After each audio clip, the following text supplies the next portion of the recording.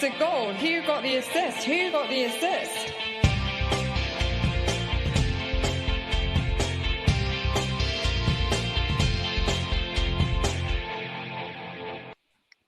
Hello everyone, Happy New Year. So 2024 dawns with an absolute belter of a game in last night's Liverpool-Newcastle face-off.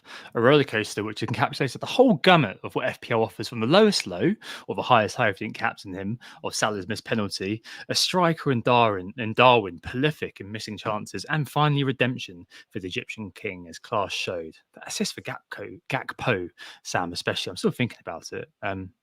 Maybe Gakpo's muffed up finish as much as the pass, but wow, what a ball that was. And 2024 begins with WGTA still here, and me, Tom, still with a beer. I'm too old for resolutions, that's for sure. Joined by Sam. How was your New Year's, mate? Happy New Year. Happy New Year to you and to everyone listening. Yeah, my New Year's was very muted. Didn't really get up to much. I just fancied a quiet night in after quite a heavy and full-on Christmas. So relaxing for that. I've got a winter break in a couple of weeks as well. So I wanted to save up a bit of money and just chill out. But obviously, yesterday supplied all of the fireworks for me in the Liverpool game. Tonight, we're recording at halftime of the West Ham Brighton game. Hasn't really lived up to what we saw last night, but maybe it'll brighten up in the second half whilst we're streaming. As always, we are Who Got the Assist. On today's pod, we're doing a bit of a two-parter over the next 2 weeks as we've got the FA Cup break. So we're doing a bit of a zoomed out pod this time round. So having a look at the season thus far, like we did during the last international break, in fact, as well, having a review of how each team is doing, going through each team one by one and reviewing the data behind all of these performances so far. And then next week, we'll dive more into projecting forward, as it were. So this week, we thought, let's take a bit of a breath and look back for a bit. And then next week, we'll be into the nitty-gritty of game week 21 specifically. Bold claims and listener questions will probably come next week. So we'll take a rest on those this week because we've got a lot to cover in just an hour and a half. But they'll return next time out. So don't worry about that. As I mentioned, we're recording on Tuesday, the 2nd of January. A very happy New Year to all of you out there. And as I mentioned, it's halftime during the Brighton West Ham game. In the meantime, shall we have a look at scores on the doors, Tom? Yeah, we're basically praying for a Brighton goal in the bone blank here, unlike probably a lot of people who are watching the game with great anticipation. But yes, good week for yours truly. Proper rollercoaster, as I mentioned, and as I posted on X, I feel like we've just overindulged on FPL over December a little bit. And we're all just going to have a lie down now. That's probably good that it's the FA Cup break, as you said. I think the responses to the Salah pen miss. I mean, you were grumpy. I was grumpy for a good kind of 5-10 minutes. And normally my threshold is about 30 seconds. So I think that kind of showed that I've been ground down a little bit by bad variance, bad luck, whatever you want to call it, over the Christmas period. But no, very pleasing to see him come back into it with the brace and the assist. Overall, 92. It's a very good week. Up from 700k to 400k. The defense did absolutely bugger all. So Pedro Porro, Saliba, Ben White with the 1 point who got subbed off as Arteta changed the formation and put Trossard at wing back. So one to watch out for there going forward. I played Matt Turner, Sam, over Leno for a 2-point advantage. Wow, massive. Lucky me.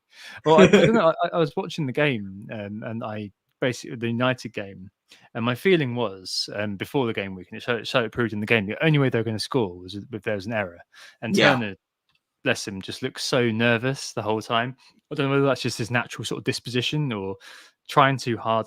I don't know. But he was a mistake waiting to happen. So it proved, just passing it straight to Garnacho. But yeah, I mean, in the end of the day, I think he made his third save in like the 95th minute. A really good save, actually. So it got free him, and Leno last minute yellow card. So I felt happy about the kind of a 2-point swing there. And yeah, this is what it's down to these days, because everything's quite similar. Salah caps, as mentioned, bangs from Palmer, 2 assists from Watkins, assist from Darwin. Solanke blanked. I did bench Gordon, who did get the assist, and Son scored. And I brought in Foden in the end for Mr. Martinelli. So part one of the cleanse has been done. Martin did go on to get an assist, an FPL assist, that is, the saved effort from Leno, which was palmed out to Saka to rather unconvincingly tap in. But Foden with the 2 assists, looking pretty golden in the 10. It could have got a lot more. Very happy with that move, the double-digit haul. The biggest haul of the season, I think, with the 12 points, the 2 assists and the free bonus. So, yeah, very good. 92 points, but with quite a lot to do moving forward, with Salah and Son obviously gone. Still got Shimicast, still carrying him. Still got Darwin, and I don't think there's a way, and we'll talk about this a little bit later at the end of the pod, probably much more next week. There's no way I can get Haaland and Trent in one go without taking a -8. So quite considered for me. But yeah, very pleasing week. Hopefully I can continue it, because I think recently I've been in the doldrums, and if I have had an okay week, I've not been able to follow it up by another okay week. So that kind of consistency is key, and something that I need to really consider over the next kind of couple of weeks. But I wouldn't be considering anything right up until I guess when we pod next Monday is when I'll kind of start to open the door on that. What about you? Yeah, so not a million miles behind, not quite the heights of 92, but 87 for me was a pretty decent green arrow as it stands. Obviously, we're still waiting on whether Bowen and Areola start to pluck away at our green arrows a little bit, but 87 should be solid enough for a decent green, as long as neither of them go nuclear tonight. But yeah, only 3 points across my goalkeeper and defence, whereas 84 points came from my front 7. So all of them returned. That's obviously very pleasing. I know a lot of you out there will have a similar structure this week where all of your 7 or 6 forwards all returned, as in midfields and attack and strikers rather. Obviously, captain armband on Salah, very happy with that. More so than I was at halftime. I was ready to throw my TV out the window at that point, but never doubt the king of FPL. Very angry, weren't you? I was livid. You don't see me get like that about FPL that often anymore. But in a week where so many other captains had already returned, and I hadn't brought in Man City players either, I was really backing Salah hard, and probably the fact that he was my captain, I think he was a lot of people's captains, but I was missing out on those City players as well. So I really felt like I needed to play catch up through that Liverpool game. And at halftime, all 3 of my Liverpool players, Trent, Salah and Darwin, had all missed absolute sitters and arguably missed more than one chance that should have resulted in a goal each. And I was just ready to give up. So very fortunate in the second half, 2 of them came through. And that is the roller coaster that is FPL for you in a nutshell. But yeah, Palmer returned really nicely. Son, who obviously needs to go, returned. Gordon and Darwin both turning out to be quite large differentials for me at my rank. Under 10% for Darwin now, Gordon at 18%. All absolutely fine. I wouldn't say they exploded, but it was nice to get a little benefit from that. And yeah, up to just inside the top 300k now by the looks of it. Again, it might just be outside of it, depending on how Bowen and Areola do in the second half. But overall, pretty happy. 2 free transfers to go into game week 21, which means that probably slightly more easily than you, I can probably get back to Haaland if I want to, and maybe sort out either both of Salah and Son, or at least one of them in game week 21. So I feel like just taking a step back this week and just playing the cards that I had has helped me out in the long term, and hopefully game week 21 I can get back on the front foot again. Yeah, I think with the 2 free transfers, you're definitely a little bit ahead of me, really, just because I'm going to be buying Haaland, and I've got to make a decision about midfielder to bring in as well. Got a bit more of a management sort of over the next few weeks to deal with, especially with Shimicast still sat around. But yes, no, all looking good, all looking rosy. I mean, obviously we kind of want to knock a digit off those ranks fairly soon, but I think we're heading in the right direction finally, or at least we're starting the new year on a good foot. I think it would take Areola and Bowen to score 50 points between them to knock that green arrow, which is always nice. Right, got a lot to go through, as Sam mentioned, so let's kind of move into it. So as with the international break a third way through the season, long-term listeners remember that, longish, that's a short-term listener, isn't it? But hey, you know what I mean. Now we're just over half the season. We're doing a pair of pods, as Sam said, one zoomed in next week with guest FPL Black Wolf, but this one will be a more zoomed out look at the teams in terms of how they've they've done this year in FPL. And it's a bit of looking through the underlying data and what our observations are of each team and the key men. And yes, I mentioned next week we have more of a look of the players to target for the upcoming sort of fixture runs, etc., etc. The on-screen graphic, if you're watching on YouTube or if you're watching this later on, all teams by XG rank, so not by actual rank, but that is kind of shown. It also includes the actual league position, team SGC, and the next 5 fixture scores according to the Fixture Analyzer and Fantasy Football Hub. Other fixture stickers are available. This is not a Hub advert, and I suppose this is just a bit of a look back at just over the first half of the season, see how it's unfolded really, and then next week we'll use that to project us forward. But yeah, we're back on the open road a little bit, taking it team by team, looking at players of interest and then touching on the fixtures, and we're always going to have FPL relevance in mind when we do this. So sorry if we give your team, the team you support, that is short shrift. Last time we went from top to bottom and spent way too long on the bottom teams, so sorry to fans of those. I think they'll be kind of bound up together this time, and we'll do the converse and look at the top teams first. We'll obviously touch on what's changing. We're missing players are occurring for many of these teams due to African and Asian competitions, but a lot of it will be kind of focused more on what we've learned, looking at data and context, the key men, and also how they've done versus expectations. And yeah, what have we learned per team? Let's start off with Liverpool, who are top of XG for the first half of the season, as it were. When we looked at them in game week 12, they were also top for XG, so no movement there. No surprise that Mo Salah, who's since now departed, is top in terms of all players, in terms of non-pen XGI overall, and in terms of team SGC as well. They've climbed 1 place up from 4th to 3rd. So Sam, Liverpool, I think we would have expected them to be kind of in and around the top, but it is quite a decent gap, isn't it, between them and Chelsea, who are second for Team XG. Spoiler, 5 in between them. Been quite a force to be reckoned with, and also, I suppose, if we think back way to the start of the season, a force which perhaps was underrated, if that is at all possible. Because even though, yes, if Salah wasn't going before Salah departed, many of us had. You had a triple up Liverpool. I had Darwin and Salah, etc., and so on and so on. But a team who have really sort of forced themselves into the reckoning, and now we've got to kind of almost reconfigure because Salah's departure. Yeah, absolutely. I think because of the season Liverpool had in 22-23, possibly we underrated them a little bit coming into this season. We didn't really know what to expect of that midfield. Obviously, they needed a bit of a reshuffle. They brought in well. So Szoboszlai, obviously, we knew from Football Manager, especially for me and you, would be a good signing, but we didn't know how they'd all gel together in that midfield. Obviously, it's now looking like a team that very much know what they're doing, and it looks like Klopp's second edition of what he would imagine Liverpool to be at their ultimate form. So it looks to me like they are a team that are very much hitting their straps right now.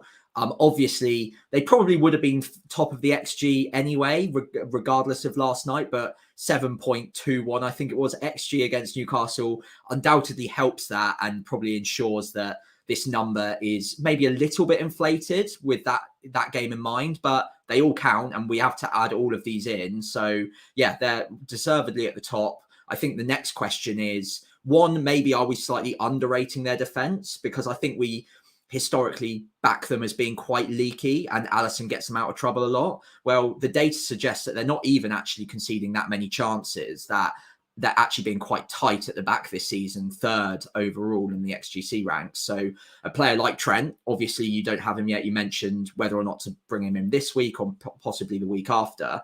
How important is having him, or at least Liverpool coverage at the back, going to be in the next few game weeks? And then the next question is around Salah and the 3 or 4 game weeks that we think he's probably going to miss. Can somebody else step in and hog that XG and become that talismanic figure for them? Because obviously, if they've got a team XG of 44.3, non-penalty XGI for Salah of 17.9, he's getting quite a lot of it himself. And that's disregarding the 3 or 4 penalties he's had already as well. So can someone step in? Will they be hampered without him? And can someone like Darwin or Jota be a shoe-in for our FPL teams? I think one of them is more likely than the other at this point. But yeah, there's a lot to consider with Liverpool, especially with the shifting tectonic plates of Salah not being there for at least a couple of weeks, it seems. Yeah, I mean, and I think the last few weeks, especially kind of the last game, show to the extent to which Salah is clearly the talisman. That's not new news. And I don't know, especially if you do own Darwin at the moment. If you own Trent, I assume you're going to be leaving him. If you don't own Trent and you own Darwin, but you're looking to get rid for Haaland, as I am and as you are as well, Sam. Mm-hmm. Or if you're kind of just sat, I don't know, not really too sure what to do. Whether because they've got Bournemouth next, and they've got Chelsea, who I just mentioned the second for team actually thus far this season, and Arsenal 23, and then a couple of good games, of 3 good games: Burnley at home, Brentford away, and Luton at home in 26. Some kerfuffle potentially surrounding blanks and stuff coming up as well. The question, I suppose, is, do you want to be running to these guys? And we spoke about that with FPL General, didn't we? Like, who the sub talisman, the stand-in talisman's going to be. And yes, okay, Trent is a good example of a player that, if you own him, you just keep. And you may be looking to buy as well, because the ownership is racking up if you are worried about effective ownership and things like that. But I don't know. I'm quite happy with just waiting and watching, really. I know it's Bournemouth next, but Bournemouth have, and we'll talk about them later, recovered in terms of the XGC after quite a poor kind of start to the season, as they were trying to find their feet a little bit, and also had a really stinking fixture list. So I don't know. With them, I'll be looking to remove Darwin for Haaland, as it sounds like from the ITKs at least, and that Haaland is probably going to be okay for Newcastle. And I think that will leave me Liverpool-less. I do have Shimikas, but he's very injured, and I think I'm kind of okay to just kind of wait and watch at least the Gameweek 24 when that Burnley game comes in. Yeah, makes sense. And figure out after that, because I mean, even if Liverpool's defense have been performing decently, no defense really has performed decently. Actually, if you take a look back and take a look at the actual sort of clean sheet stats this year compared to last. So I think it's something that Trent is probably I'd lean towards that being a buy if you can, but I other than that, completely fine to sit back and watch and wait. And I think that's a huge kind of a huge sort of advantage, I guess, if you're looking to kind of bring in other targets like perhaps Foden or something like that. For Liverpool, Sam, to round them off, what do you think we've learned this year? I think personally, after kind of quite a trying season last year, we've kind of learned that they are able to kind of build. I think a lot of kind of the defensive solidity, for example, has been through increased responsibility for Endo, who seems to be playing really well. So maybe that's kind of attributable to that. But I think we've kind of learned that Liverpool were ever present really in terms of FPL efficacy, and you should never count them out. And I think next year, yes, okay, at the start of this season we were saying, Salah's too expensive. We've got all these kind of lovely players that we could be buying. Next year, if this does continue, I think it should, because the rebuild seems to have been successful. I don't think we're going to be in a position again where we'll be looking at Liverpool and thinking, oh, you know what, I'm going to allow that and buy some United assets, something like that. What do you think we've done? Well, I think you've hit the nail on the head there. I think if we ever find ourselves doubting Liverpool's attacking capabilities in particular, we should maybe look back at these moments and just do a stock check to see what has actually changed. Because yes, last season they were a little bit off the ball. I think there were reasons for that, and they've sorted out those reasons over the summer pretty well, it seems. It looks like a team that are a lot more stable now. They have had their own issues, as all clubs have this season already, but they look like they've come out of all of this in a much more positive way. They're still creating chances for Salah. I know at the start of the season there was question marks, and it feels like this is a recurring thing every single season of, is he playing wider? Is he more of an assister now? And all of a sudden he then goes and bags a brace in the following week. So I think it's just one of those teams, if Salah stays, which obviously there were rumours about him going off at the end of this season potentially, but if he's around, then there's not really any price, barring something ridiculous, that would mean he's not an option for us in the future. And it's just whether or not Darwin ever comes good. And at this point, it doesn't really look like it's going to, despite the fact he's got 13 attacking returns this season. Very, very patchy, and very frustrating as well. But yeah, I think you hit the nail on the head. Liverpool are always going to be a great team to target in terms of that attacking potential. And if you want explosive returns, they're always going to be on your radar.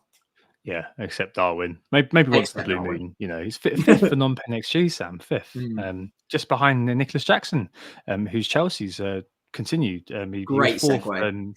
Yeah, he was fourth. Thank you. He was fourth in the last international break, and he's still fourth with 13. Similar sort of Darwinitis, I suppose. A couple more goals than him, of 7 to Darwin's 5. Darwin's missed so many big chances. Okay, big chances is quite a subjective thing if you speak to the analytics crowd, but still. But Chelsea themselves continue the good underlying data in terms of XG. XGC has kind of eroded a little bit, so they were fifth. Last time it was this game at 12, now they're down to eighth, but still doing all right. And in terms of team XG, very good. However, they're 10th on the table, so something isn't quite coming together there. And maybe it is the finishing, Sam. No, maybe, for example, they scored 33 goals this season. That does kind of put them, I think it's in the top 10, like 9 or something like that. But they've left quite a few goals at the table, and those kind of goals are quite obviously going to be the ones that are definitive in improving where they are. Notable is that Cole Palmer has come out of nowhere to be 13th overall in terms of non-pen XGI this season thus far, just behind Bruno Fernandes and ahead of the likes of Brian Mbeumo, Moussa Diaby, all these sort of players who were, last time we looked at this, really high up there. I suppose, though, the consideration really FPL-wise is literally Palmer for Chelsea. I don't think you'd be looking at Sterling at the moment because Madueke seems to have taken his place. The defence is all over the place, and as shown by the XGC falling, the fixtures, there has been a very good sort of ongoing fixture run that they've been in the midst of, but that is coming to a close now. The Fulham game in Game 21, sort of the last one in a little while after they got Liverpool away, the Wolves at home who are performing very well, Crystal Palace away, Man City away, and then Tottenham at home. So probably not worth investing, but I mean, Palmer at his price seems to be kind of the key one really there. James on Planet, I listened to them when I was putting my daughters to bed, and he was saying that if he was repriced now, he'd be 8+, and that makes a lot of sense. So a player that you just keep because he's in the middle of everything, isn't he? Especially kind of the last few games. Yeah, he's the creative force at the centre, at the focal point of all of their attacks at the moment. On penalties, he's just absolutely great value for money. And yeah, no doubt, James is right. He would be worth 8 million plus, all of those factors considered. The other player that I would be interested in if he gets to prove his fitness is Nkunku, obviously. Jackson being fourth on the list for non-penalty XGI, I think is more of a marker that there are players in the Chelsea side that potentially, if put in the right areas and in the right positions, they're creating enough chances that a lethal finisher, one with historically good data, enter Nkunku, could actually be the one to benefit from that. So I think him coming back in could be very interesting. He's very decently priced at under 8 million, comfortably under 8 million as well. So he could be someone that we look at later on in the season. But I think considering the fact that we've got 3 or 4 forwards on our radar, regardless of Nkunku, he's probably 5th or 6th on the list right now. So you can probably give him a bit of a watching brief, let him rebuild that fitness and start nailing down a spot in the starting 11 week in, week out before we go there. As you mentioned, the fixtures do toughen up a little bit. So considering there are 3 or 4 other strikers you could probably wait, unless you want to be really differential and attack. And that's absolutely fine, by the way, because he could easily pay off, but it is more of a risk than some of the sure things that we've already seen this season. So, I mean, what have we learned about Chelsea? Well, I think they were a team that we had our eyes on because they lacked the continental competition that other teams were busy with, and they'd spent heavily. The only thing was that we weren't really too sure where to go, and we obviously got Sterling during the first sort of spate of good fixtures, bought him after the explosion against Luton, did nothing, and sold him before the next explosion against Burnley, I think it was. Yeah. And other than that, I feel like it's been a case that we've learned that in some cases it's very important to sort of trust your eyes. So I know those people weren't like that, but the data is obviously singing for Chelsea. It's very notable that they're second for Team XG. I think if you ask somebody who wasn't as au fait or as into it as this nerd Varna stuff as we are, this wouldn't even be a thing. But I think if you look at it and you think, okay, Chelsea's data is really good, then surely we'd be looking at buying attacking players from them, and maybe Nkunku will kind of come across our desks again as a player who's going to be of interest. But as you said, lots of other examples of forwards who you'd be more interested in buying in, at least first of all being Haaland. And other than that, I think it is kind of, I think it shows the importance of kind of being quite integrative with everything. Because even if, you are an analytics only person, I suspect you've only got Cole Palmer, maybe, like a Colwell or Gusto or something like that. But I don't think that you'd be particularly excited about Chelsea in terms of FPL prospects. I think that kind of is kind of writ large by the fact that their performances don't quite seem yet to be sort of, apart from kind of individual ones like Palmer recently, don't quite seem to be yet a case where we're kind of all flocking to kind of triple up. So I think it's just the importance of, especially a team in transition, quote unquote, a very young team in Chelsea's case. I think they are the youngest sort of net age in the division. I'm pretty sure it's Burnley are second, of Burnley and us Arsenal. But all these factors sort of combine in kind of perhaps being cautious in a situation like a team with a team like Chelsea, I guess. And it was quite kind of a good thing to probably give it time at the start of the season. And even now, I think just being wary if you're looking to buy in players. I mean, Gusto, great enabler. Cole Palmer, great enabler. But other than that, I think that's kind of it. And I think we can kind of give a player like Nkunku a bit of time before we kind of jump in there. Yeah, completely agreed. I think in terms of Chelsea, Cole Palmer is obviously the main poster boy at the moment, and beyond that, everyone else is differential. Yeah, I agree with the Gusto shout as well. But obviously, we're just a little bit nervous about minutes moving forward. But he should be okay. Really, he should be first choice for right back. But yeah, I'm more than happy to have a look at the third team in the table if you want to. Yeah, and it's Newcastle, whose XG has improved since last time we looked at this in Gameweek 12, so they're up to third overall, and they're fifth then. Gordon has made his way up the table as well, 9.5, 11th. I think a lot of that must be attributable to that. They were definitely over the Christmas period, and forgive me, my mind's been scrambled, so there's so much football going on. But there must have been, I think there were 2 occasions in 2 separate games where there was a shot blocked on the line or something like that, which has definitely sort of contributed to it. But what is really notable about Newcastle is the drop off in XGC, which is dramatic. Yeah. It really is. They're 15th overall now, and last time I looked at this, they were third. So it's been really kind of attritional, catastrophic losses in terms of that over the last little while. That's been kind of, it's not been good at all, really.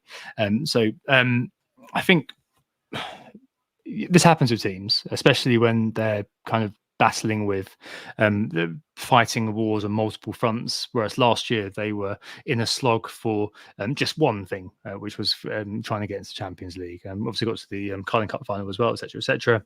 But they were like the Spurs and like what we thought the Chelsea could be last year, when they didn't have the continental competitions but did have the heft of players, a good manager, etc.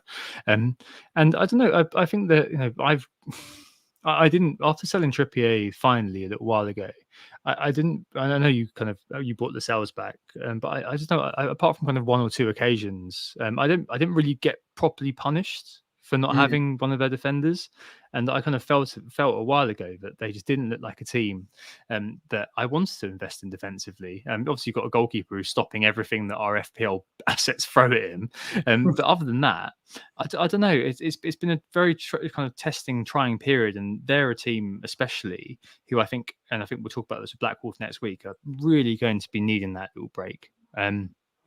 Also got Man City next, followed by Villa. So 2 tough games to come. So maybe it's a case of don't buy, don't sell. Or maybe if you've got Trippier and that's a way to Trent, then maybe you would sell. But after that in 23, they come up against Luton, Forest, Bournemouth in quick succession. And that's a period, especially before the Champions League kicks off, I think in early March. That's a period when you'll probably be looking to get another one potentially. I mean, I think both of us are probably going to be keeping Gordon for the time being, especially given the fact the underlying data is good. If you watch him play as well, he did look really, really out of gas. It's got to be said, against Liverpool, as did the whole team. But he especially, I was watching him closely as someone who benched him. But in general, interesting team, a team that has been afflicted by the fact that they've been fighting on multiple fronts, as I said, and just not really had the personnel. It'd be really interesting to see if anything they do in the transfer window. Yeah, absolutely. I think Gordon is an interesting question. I think until this week, people were looking at potentially even selling him. His ownership has dropped quite dramatically in terms of effective ownership in and around our ranks over the last few weeks. So unquestionably, people have been getting rid, and he's still got 2 tough fixtures to come. So Man City, Aston Villa. So there is still a question there. But I think, again, a bit like Cole Palmer, the data's still good enough that you probably hold on to him unless you've got absolutely no fires elsewhere. And I think, considering the fact that we do now expect Newcastle to recover a little bit, they will have the break.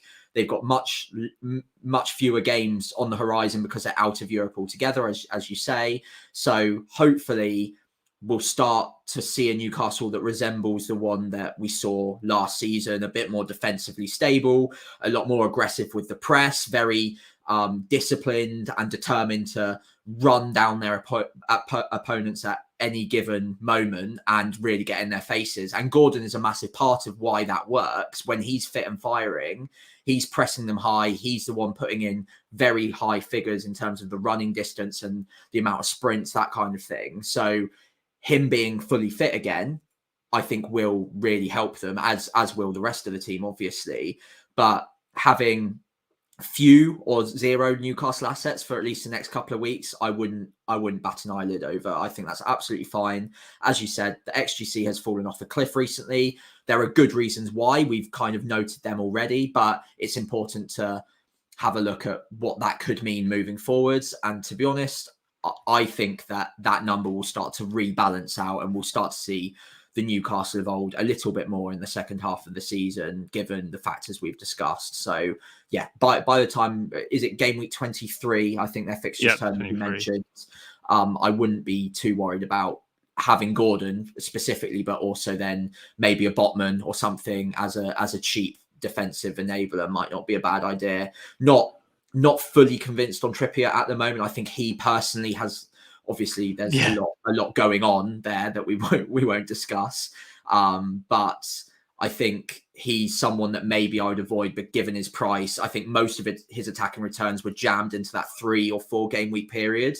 So he's someone that maybe for the time being, I'll just give a watching brief to. And then if he's starting to look his old self again, obviously there's an injury doubt at the moment as well. Then maybe I'll consider him moving forwards. But for the time being, because Trent's looking a good option, that kind of rules Trippier out of contention for me anyway. Certainly. So what have we learned here? I think for me, it's actually the importance of timing in FPL a little bit. So I spooling back to game week 9 when I sold Son over selling Trippier. It kind of felt like already we were beginning to see this sort of disintegration of the solidity at the back for Newcastle because of the injuries mounting as well, which we haven't quite mentioned. But I think we were touching on that a little bit with the thinness of their squad. And I think that there's maybe a time with kind of these sorts of teams, especially ones that are fighting multiple fronts, where it is a good time to kind of say, you know what, I'm going to take my points and run. Thanks so much, Kieran, but I'm out of here. So long and cheers for all the fish.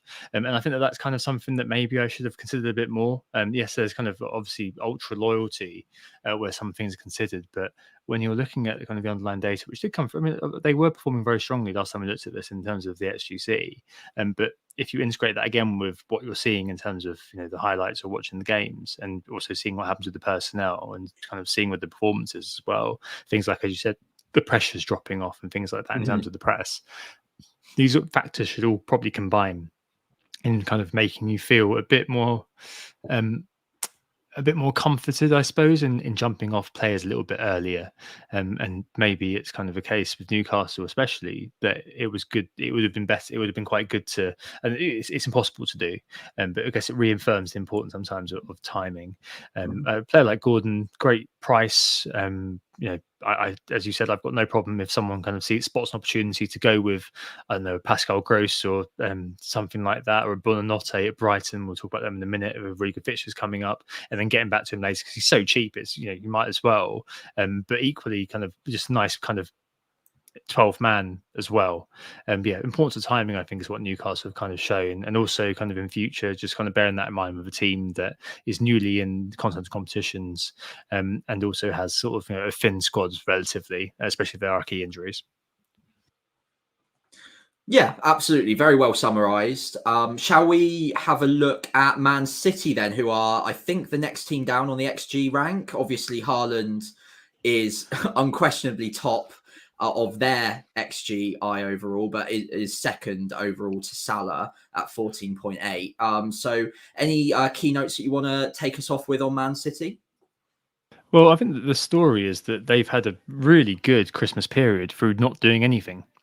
Yeah, because you've let everyone else mess up. Exactly. I mean, other than arguably Liverpool, everyone else has kind of fluffed their lines, especially Arsenal. I mean, Liverpool drawing with Man United, potentially one where they'd be looking at that game again, especially with the amount of shots they had, and thinking, well, we probably should have got some points there.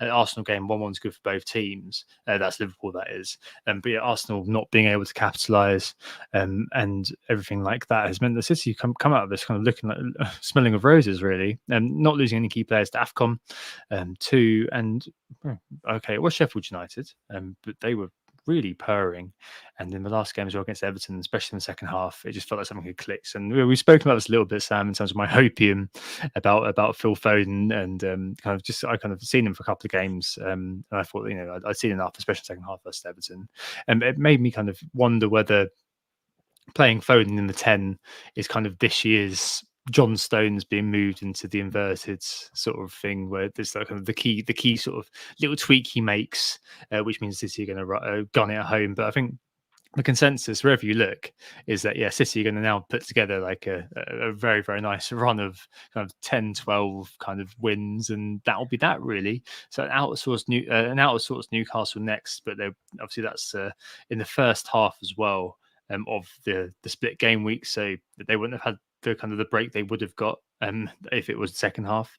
And then Burnley in 22, Brentford in 23, Everton in 24, and then Chelsea and Bournemouth. So, I mean, all fixtures which Newcastle, that City will be kind of seeing as eminently winnable, and no doubt will be won by City, that as the machine kind of keeps going. And I suspect that, because it's an early part of the kind of the split game week, most people who can buy Haaland back will be buying Haaland back if he's pronounced fit, especially if Newcastle's kind of ongoing defensive woes.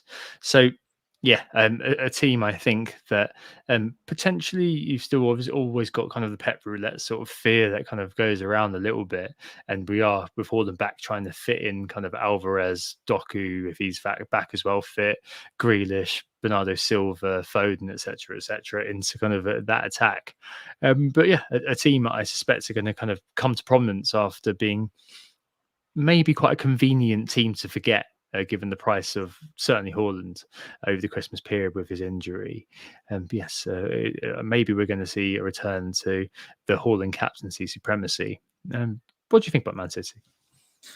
Yeah, so the first point is Haaland probably will become the bus team captain most weeks now, with Salah and Son both gone, because they were putting up the numbers to compete with him. But obviously this switch over with them both going and Haaland coming back kind of makes that a bit of a moot point for now. And then the second question, I guess, is this whole Phil Foden thing. So obviously you make a very good point about him moving to the central role. On a personal note, I would love him to stay there, because I think he's absolutely brilliant there. It's just whether or not he stays there. And I think because Man City just have so many players, especially Alvarez as well, who will need to drop back to that kind of position, it's whether or not they've got the space for him to stay there every single week. He might be playing well enough there that they just find a way to make it work and he just stays in that position, at which point, FPL wise, he becomes gold dust, because he's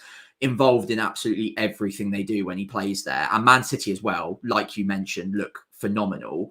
However, in our eyes, that might be one thing, and in Pep's eyes, he might notice something that's not quite right, or he might mix it up again because he sees something that we mere mortals just simply don't. So it's always hard to tell. But I think Foden, regardless of whether he plays central or not, is going to get extremely good minutes now. I think we're finally in that season that we knew would eventually come, but we're never sure when.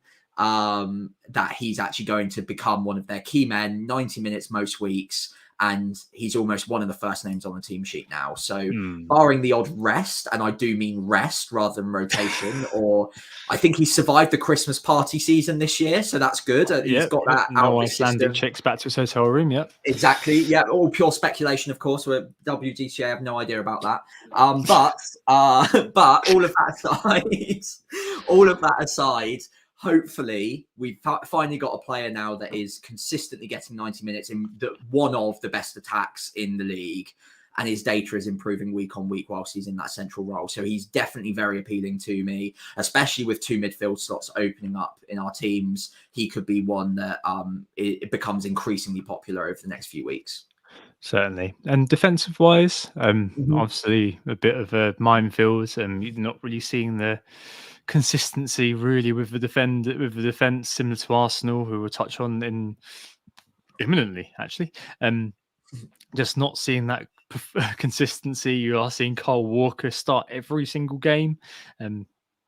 But the clean sheets aren't really coming, are they? Yes, I know they just kept a clean sheet against Sheffield United, but there we go. As we spoke about last year, a little bit for longer term listeners, there's definitely that kind of thing where if there's XGC per 80, they're through the roof. But if it's kind of XGC per final 10 minutes per slight kind of concentration lapse, they're not quite there. So I don't know, even though the XGC is obviously really good for City, it always is, we're kind of there's kind of the Cityitis of the past isn't quite there, but it is there in terms of them kind of being able to keep those clean sheets. So one where I think due to the prices, due to kind of the current climate, due to the rotatability of a lot of their assets, like even Ruben Diaz, who in the past we'd have kind of picked out as being just the steady Eddie go-to, didn't play against Everton, got 22 minutes off the bench against Sheffield United. Ake, Akanji, all these sort of players are hanging around, but you don't really want to be going there just because there's the rotation risk. And are you really going to be buying Edison? No. I've been burned too many times. I think everyone has. The data is good, but there's very little attacking upside for any of those defenders. And if they are making one mistake a game in that lapse of concentration when the game's already won, and they're conceding one a game through that, then there's very little benefit in having a City defender. At some point, they'll string together 3 or 4 clean sheets on the bounce, but you never know when that's going to be. And by that time, they're 30, 40 points behind their FPL rivals in terms of their price points. So for now, at the very least, I'm more than happy to swerve. So what have we learned? I think it's still kind of evolving. I think for City, for a lot of the time this season, it has been a story of just having Haaland in and forgetting about it. And you can see it through kind of quite analog stuff. So their goals per 90, for example, they're not top for XG per 90 and XG overall as a team. They're top for goals per 90 by a significant margin, 2.32 goals per 90 versus Liverpool's 2 and Aston Villa as well on 2. And I think a lot of that is still down to Haaland. Yes, it's not been kind of last year, everything he touches turns to goal.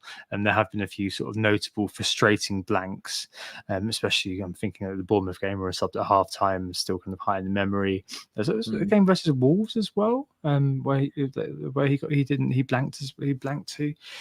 But yes, I think when he comes back, I think we'll return to the Haaland perma-captain sort of situation. I think a lot of the time, his ownership has obviously halved, but I think that it will be kind of rocketing back up in short order, and especially because I suppose at the start of the season his ownership was so high that it wasn't really going to go anywhere in terms of the price, but now because it has kind of fallen off a little bit, I wouldn't be surprised to see it kind of rise quite a bit. It's 53% owned, I think I looked the other day, at least it was over 50, but at the start of the season it's kind of 80-90%, and if it gets to those levels again, which I'm sure it will, especially before the Burnley game, you're looking at that kind of getting up to kind of 70-80% magnitude, I suspect you may all see him rise in price as well. So I expect it will be kind of an auto buy for many of us if he's past fit for Newcastle. But yeah, I don't know if we've learned particularly much about City that we didn't know about before, but hopefully we are going to learn that Phil Foden is a must for everyone. Arsenal next, Sam. Yeah, absolutely. Doing well. Doing okay in terms of the defensive side. That is still top for XGC. Offensively as well.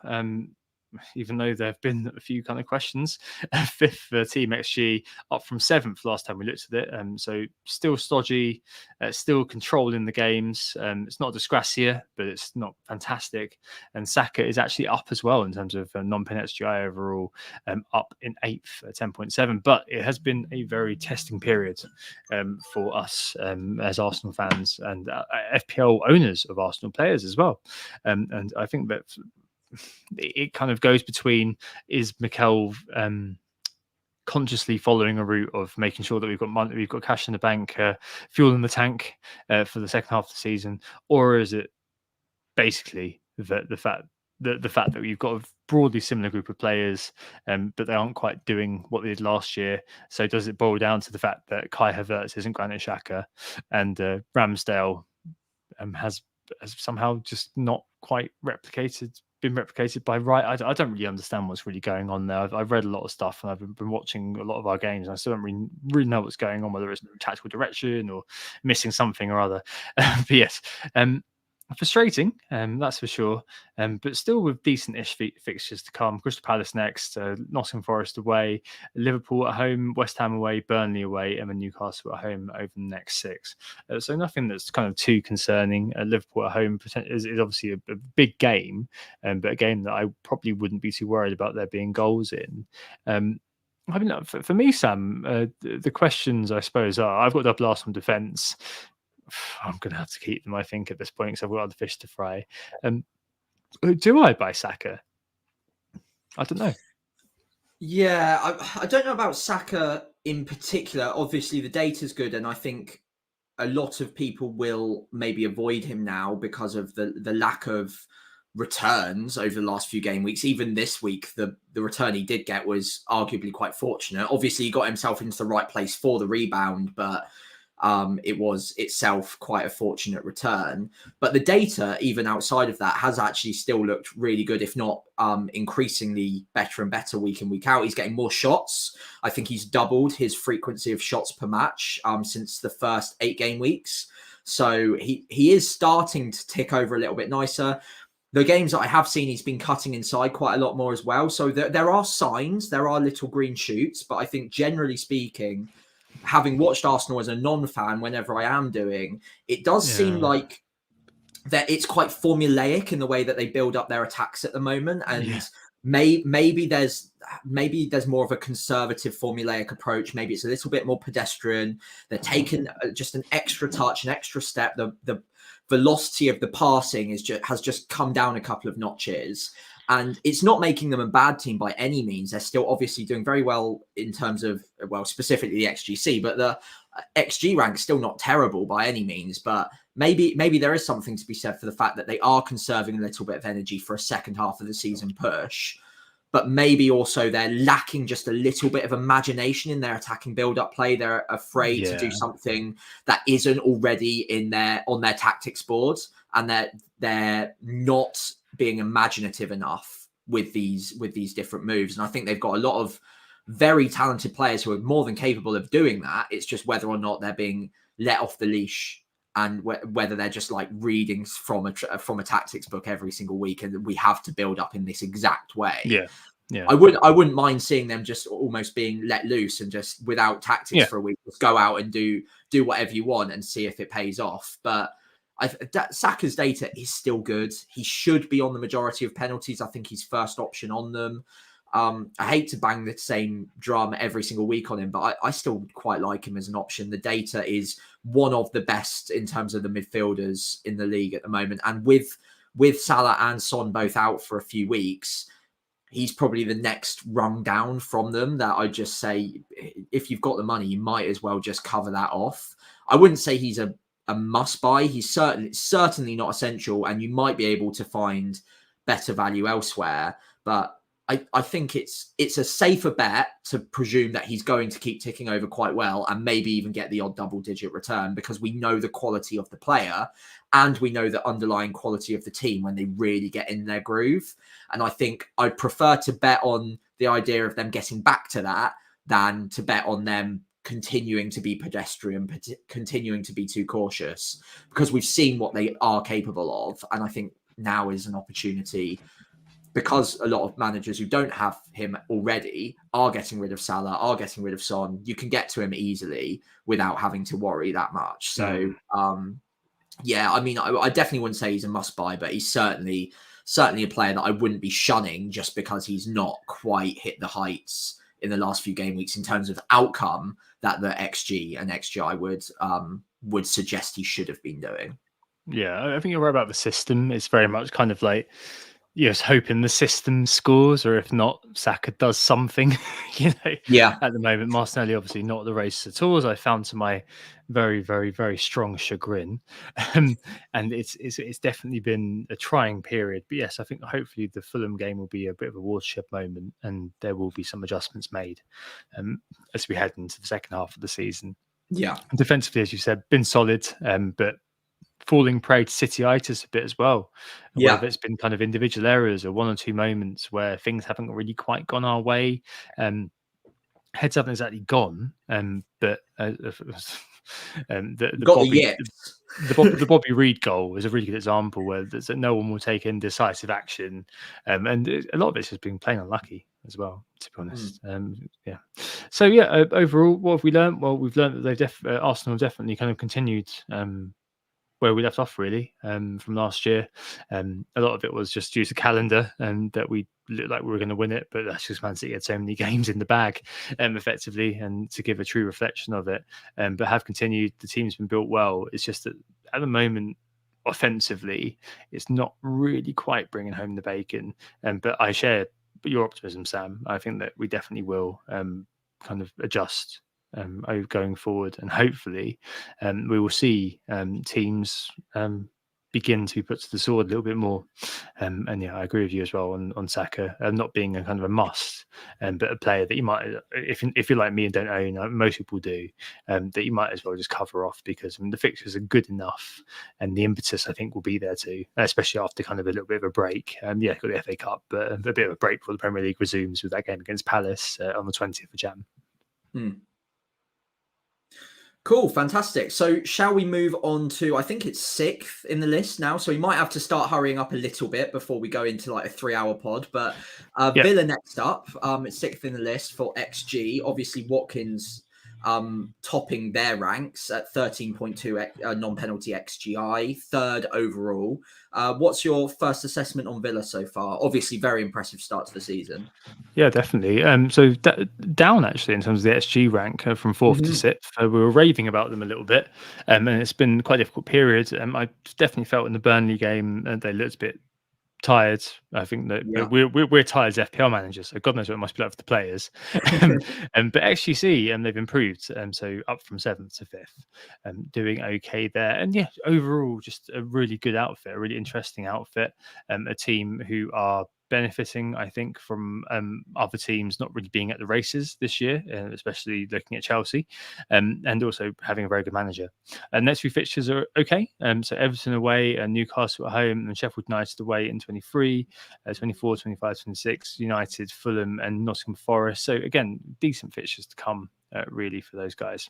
I don't really have much other than kind of Watkins on my agenda. I don't mind, buying a defender. Alex Marino, particularly, probably be one that you'd be looking at as a kind of defensive one. So in the vein of us looking at offensive defenders this year, more often than not, one you'd be looking at. You've got Konsa, and you've got Powell, or maybe even Martinez as kind of a steady eddies at the back. But it does really kind of feel like a bit of kind of Watkins season, really, for them. Well, Douglas Luiz has obviously been quite consistent as well, so one you can kind of stick in, especially if you need sort of a Gordon-esque sort of style enabler around the 5.5 million sort of mark. So FPL wise, we've had our travails with Ollie Watkins, that's for sure. Maybe we should just loved him and left him, really, as the kind of the underlying XG kind of pings out. But yeah, overall, I think they've really surprised us, haven't they, in terms of their league position, and that's been kind of raw out in the data as well. Yeah, completely. I don't have a whole lot to add on to that. I think most of us can probably do 1 and 1 makes 2 for Watkins. He's been fantastic, obviously overperforming, but it's still, even without that overperformance, he'd be incredible value for money. The one player I'd like to chuck into the ring here a little bit is Leon Bailey, whose underlying data has been absolutely sensational for the minutes he has got.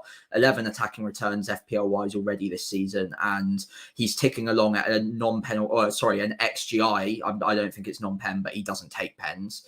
But an XGI rating of very, very similar to Saka at about 0.7. So he is ticking along very nicely, obviously very well priced, and he is probably in the best form he's ever been in since signing for Villa. Emery is really getting the best out of him, and if he continues to start games, which I think he is going to do, he could be fantastic value for money. But really, that's all I wanted to add, just as a bit of a differential option to capitalise on Villa's quite exceptional performance overall so far. Yeah, definitely. I know that Mark Southerns, the old godfather, has gone there. I think James from Planet went there as well. So yeah, a player that I think last year there was a lot of fuss about, especially at the start of the season. So it's good to kind of see him do well. Bit of a football manager legend as well, Leon Bailey. Yeah. Worth buying. I think he was at Leverkusen before, wasn't he? So if we could get him fairly cheap. Yeah, good player. So yeah, what have we learned? You can be surprised by any team, and a lot of the time as well, it's just worth paying attention to the long-term sort of vibes as well, because I think they were top overall for the calendar year of 2023 in terms of points scored. I think I think next year it'll be interesting to keep an eye on them, especially if they do kind of strengthen. Don't know if they're looking to strengthen January transfer window over the summer. If they do become a Champions League club, have stability, and Emery, from reading the Athletic, has got his kind of guys in there in terms of the management sort of side of things, and everything's sort of hunky dory in terms of the hierarchy, which again can't be understated in terms of establishing a good club. And I think that's going to be something that I think is going to pay dividends. Very settled team. Watkins next year, I wouldn't be surprised if he ends up kind of 9+. Maybe even kind of 9.5, 10 if he kind of keeps up the consistency. Yeah, it'd be really interesting to see what happens this year. But FPL wise, yeah, it is kind of one or two players here or there, but definitely kind of Watkins looks like kind of one of those players you just kind of love and leave. Spurs next, and I think that they're a really fascinating one. It's just because similar to Newcastle, there's been this sort of fall in terms of the XGC. So XG wise, doing well, even though despite the injuries, up from 9th to 7th in terms of XG rank. Son, who's now departed, top for their team in terms of non-pen XGI overall. He's 6th overall in terms of all players, but XGC they're actually down 18th. So likes of Fulham, Forest, for Burnley have got better XGC than they do. I think that is kind of squarely down to probably one of the worst injury crises I've ever seen in terms of a team losing key men left, right, and centre. I can't think of a team really that's lost kind of both first choice centre backs, as well as losing kind of the key creative force in Maddison, further depleted of course by Sarr and Basuma going away to AFCON. It's definitely one where we're going to have to think a little bit more about it, whether you want to add to owning Pedro Porro, who probably is going to stay in our teams just by dint of the fact we've got other fish to fry, basically. Yes, interesting side, very exciting side to watch in terms of the eye. But the XGC data in particular makes me worry owning Porro that I'm just there for the attacking returns. That's all we're there for, isn't it, Sam? Yeah, I mean, you are, definitely. He might luck out and get a clean sheet once in a blue moon, and that day will be the day he finally gets that double-digit haul that he's so far been alluding to, but never quite delivering on that promise. But he is exceptional going forward. He's getting shots at a higher rate than any other defender, I believe, as well. So, yeah, I think he stays in by just basically virtue of the fact that no other defenders are really putting their hands up enough to make you need to sell him at this point. And then obviously Son will be a big miss going forwards, but perhaps someone like Richarlison can fill that gap. Obviously he's filled the centre forward gap with Son being pushed back out wide, and he has actually done really well in the last few weeks. So perhaps he will end up being very good value for money if he can consistently get 90 minutes, which I think he was just struggling with another little back injury the last couple of weeks. So he hasn't really been able to consistently get those full 90-minute matches for a couple of weeks. But Possibly there are still options moving forwards. They become less appealing without Son in the side. Obviously, they're less appealing without all of those other players that you've already mentioned as well anyway. So I certainly wouldn't be buying any defenders outside of Porro. If you've already got him, you probably hold. And attacking wise, outside of Richarlison, and that's probably at a stretch considering the amount of other attacking options there are, then maybe you could give them a swerve. Yeah, I think akin to Liverpool, I think you're probably okay to just watch and wait and see what happens. I mean, I can see why people are buying Richarlison, that's for sure. Yeah. He's probably the exception to the rule there.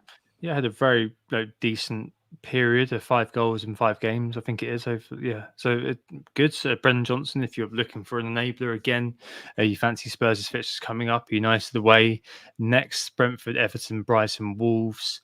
If you fancy that, then sure, it makes a lot of sense. But if you are selling Son, I don't know whether you'd be kind of rushing to replace with a player from the same team at the moment. And I think that's kind of where it is. I think we kind of have if you do own Porro, probably is kind of, you're probably going to stay there. As Sam said, there is kind of double-digit haul kind of always lurking, and he's got obviously the enhanced creative responsibility.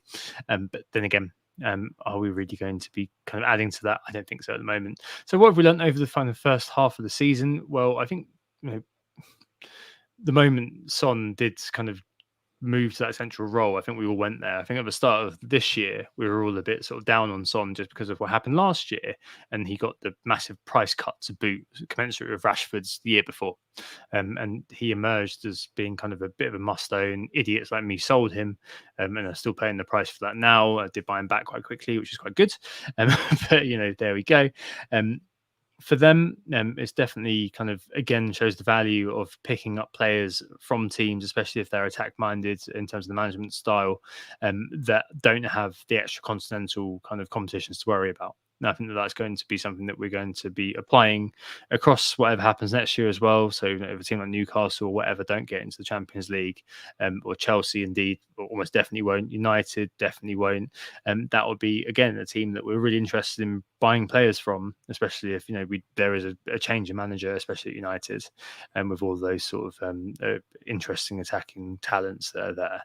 So yeah, for Spurs, I think it's a good lesson for FPL managers in terms of the I guess the excitement that can come from a team just exclusively focusing on the league. Yeah, absolutely. Very well summarised. And I think we can probably move on to number 8, is it on the list, which is Brentford? Yeah, maybe let's put Brentford and Brighton together. I know that they're chairman hate each other, but they're both equal in terms of team XG at the moment. I only did that alphabetically, basically. No disrespect to Brighton. So yeah, 8th overall, both of them in terms of team XG. Contrasting fortunes though in terms of the XG rank, maybe due to injuries for Brentford, or definitely due to injuries for Brentford. And Bumo 8.9. For XG team for player XGI, that is. He only added 0.6 XGI since game week 12. That's because he's been injured, down from 8th to 14th. And for Brighton, you've got Gross taking over from Matoma, but again, we saw that kind of last time we looked at this, that Brighton don't really seem to have a designated talisman. What is interesting though, Sam, and something that I had to double check, and you double checked as well on my behalf, is that Brentford are actually 4th for XGC, up from 8th to 4th, which is quite mind-boggling, really, given how it's gone recently. But I suppose a kind of something you'd expect, I guess, given kind of the deficiencies they've got. And I don't know, it's almost like they need one big player to come back and kind of do the business for them. Can you think of who might come back for Brentford, who might change FPL or at least be a figure in it? I wouldn't bet on it. But yeah, so Ivan Toney is going to obviously come back to the team in game week 21. He obviously, we all know, is incredibly talented. Their XG data is still good enough that I'd expect them to create a lot of chances for him anyway. It's just whether or not he's sort of fit and firing and at his full pomp coming into game week 21 after such a long time out. I think he's played a few friendlies behind closed doors, that kind of thing. But obviously, we don't know what he's going to be like. However, if he is anywhere near his full potential, he's going to be a very interesting option. Obviously, Brentford will have a double at some point later on in the season. We think that will be potentially sooner rather than later, but obviously no confirmation on that as it stands.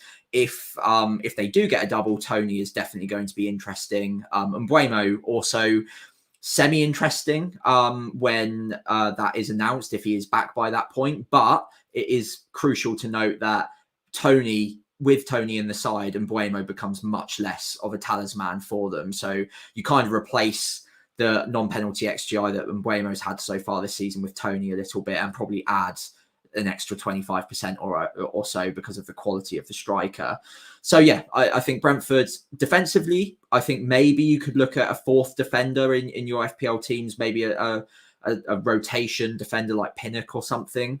But moving forwards, if you're brave and you want to have a bit of a differential, then Tony, I'm very interested in over the next few weeks as quite a wide angle differential to be banking on for the foreseeable future, if he stays at Brentford, which I think he probably will until the summer at the least.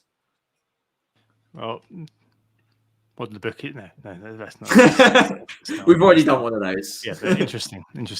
Yeah, one that you got to keep an eye on, Brentford, I suppose. I think they'll be absolutely fine. I'm not sure I'll be rushing to them in terms of assets, but Tony definitely should kind of appear on the horizon. One team though, Brighton, are going to be on. Maybe if you're looking at the fixture ticker, at least, people's horizons. Haven't managed to score against West Ham tonight thus far. It's about 2 minutes to go. Areola's on 7 saves and 11 points, Sam. So that's not great. But yes, Brighton have got the kindest looking fixture schedule up until kind of the start of March. Really, really good run. Wolves, Luton, Crystal Palace, Spurs, Sheffield United, Everton, Fulham, and Nottingham Forest. The problem is, where the hell do you go? Estepinian, back fit, playing tonight. Probably one that you'd be looking at. In midfield, last clean sheet all season. Yeah, indeed, they've done it. João Pedro, who's probably going to be playing a lot with the absence of Matoma, Adingra, March, Ansu Fati, etc., and so on and so on. And Pascal Gross probably as well, who's kind of currently their team XGI kind of talisman. Should be getting interest, Sam. No European competition to worry about until kind of, quite a few game weeks in future. Is it one that you're looking at bringing in at any point? Because I think that they are a team that have managed to kind of just about continue where they were last year, despite the extra sort of responsibilities in terms of the underlying data. But FPL-wise, their luster, their appeal has definitely gone. Yeah, I think it is the fact that they're lacking that central option that we could rely on. Matoma, we thought might become that. Obviously, hasn't really anyway this season. And then injury issues have come in. Asia Cup also would factor in, even if he wasn't injured. Gross could be interesting, but I would worry about who he's creating for at the moment. There's not a million options. Obviously, Evan Ferguson, incredibly talented, but somehow isn't getting decent minutes. João Pedro, also talented, but again, inconsistent. So it's whether or not they've got the depth to deal without the likes of Matoma and Adingra as well for the next few weeks. Gross himself is a decent option. It's just whether or not, because he's more reliant on the creativity rather than the goal scoring himself, has he got the people around him to actually put the ball in the back of the net and help him actually achieve the points and the outcome based on the data that he's generating at the moment. I'm not so sure that he would be top of my list at the moment for midfielder replacements, given those factors. But we know that Brighton are good going forwards. They will always create chances. It's just whether or not he's going to be as explosive as maybe some other options who are more goal scoring heavy and have other creative players around them that can help put them in put the ball in the back of the net. Yeah. So I guess we've got to move on. We've got to speed up. But yes, I agree. Interesting. I guess we've learned that still they're quite dispersed in terms of their overall sort of talismanship, and don't buy the defenders, because apart from tonight, when we need them to score, They probably need them concede as well. They didn't even concede, but they need to do something. They've not been able to do that, and they're not conceded either. So, I don't know, maybe this is the start of a run, Sam. Do like Estepinian, just as a general sort of wild card kind of re-entry into the team. In a season where no defenders are keeping clean sheets anyway, he's got all the attacking threat. So, yeah. Oh, definitely. 2 FPL relevant teams mostly coming up, Everton and Man United. Both kind of staying roughly where they were in terms of the team XG and staying where they were in terms of the team XGC. In fact, most of these teams coming up are staying there. Because as FPL relevant, I think we're going to have to speed through them a little bit now. But I think both these teams have kind of, well, Everton performed really well. Obviously, are dealing with the points penalty, but kind of are where you kind of expect them to be potentially, especially after kind of a few decent performances. Yes, I've had a couple of kind of very difficult results recently. But Man United, it's obviously very sad to see them where they are, but they're not that far off, really, 7th overall. And I think it's kind of, I don't know, the shades of late dog days of Ollie, really, where there's false dawns and kind of continued sort of fails. They just keep happening, and I just long may it continue. Basically, I hope Ten Hag is the manager for many years to come. FPL Review Sam is telling me to buy Bruno, who's their top man at the moment in terms of non-pen SGI. He's 12th with 9.4. I mean, it's not bad, is it? He's got the data. It's just who's he picking out? A bit like Gross. Who's he actually putting the ball on a plate for, and are they returning? And at the moment, I mean, Rashford has returned two and two now, and Garnacho obviously has looked bright, but generally speaking, they're not finishing their chances. And Højlund until recently hadn't scored a Premier League goal. So yeah, like you say, false dawns and all of that, it might be a bit too rich for my blood for the time being. Yeah, that makes a lot of sense. Right. What have we learned? Well, Man United been a massive underwhelming, massively underwhelming. It's not been very, very good for Man United, that's for sure. And Everton, I think the fancy sort of interest has been quite low throughout the season. Really, like Brentford, cheap, fair play. It's not that good for United. They are a little bit better. But are you really going to be going there with the current malaise? Absolutely not. I don't really see why you would be. West Ham kept clean sheet tonight. Areola has punished us again, Sam, for selling for Leno, 11-pointer, which is obviously fantastic. 40% effective ownership at our rank, which has been great. Middle of the road for everything. Jared Bowen's actually gone down in terms of where he is in terms of the non-pen SGI, down to 10th now, 8.9. Losing the key men, Kudus to AFCON, and Pakesta injury maybe has blunted him a tiny bit. I think it's fair to say. Tonight, failed to register a shot of any kind across the 90 minutes, especially that's against Brighton as well, who famously have not kept a clean sheet all year. So one to really consider there. I mean, you're looking at bringing in, obviously, the Sheffield United game coming up next. You're looking at bringing in Bowen, Sam.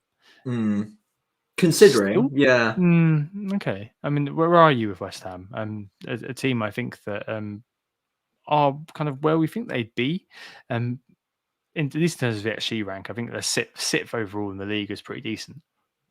Yeah, I mean their position is flattering them if you take the XG and the XGC into account. I mean they're upper mid-table in terms of both of those data points, but obviously outperforming that comfortably in terms of league position. Bowen is a very interesting one because obviously he's significantly outperformed his XG so far this season, has had good creators around him until this point. So there's definitely a debate to be had whether or not he will continue at the same rate of knots without them. I'm sure he'll still get returns. He'll still tick along, but he hasn't been explosive all season.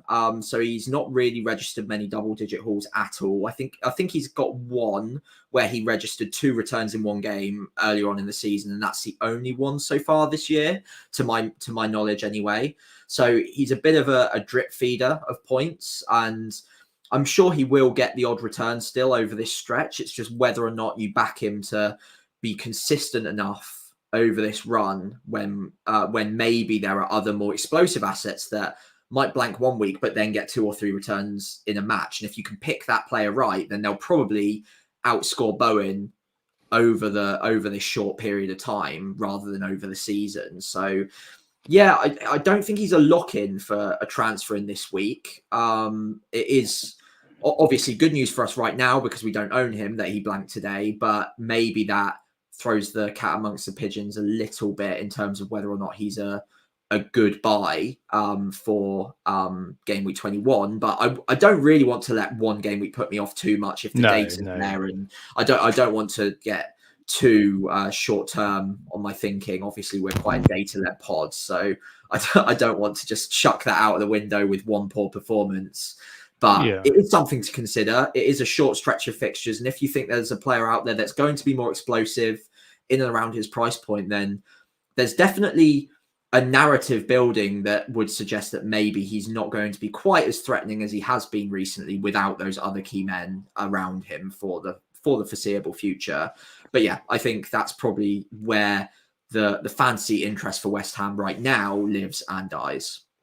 Yeah, I mean, the context, I guess, is key, as we discussed, when it comes to Chelsea, when it comes to Spurs, when it comes to Newcastle, that if things change in terms of the data being good, for, like in the Chelsea's case, but the personnel aren't there in the case of Newcastle and in the case of Spurs. Okay, that's defensively, but offensively, like Paqueta has been a massive force for them. We don't know what the prognosis is on his injury. And obviously Kudus has been massive as well for West Ham. So losing those two players may well change Bowen's efficacy.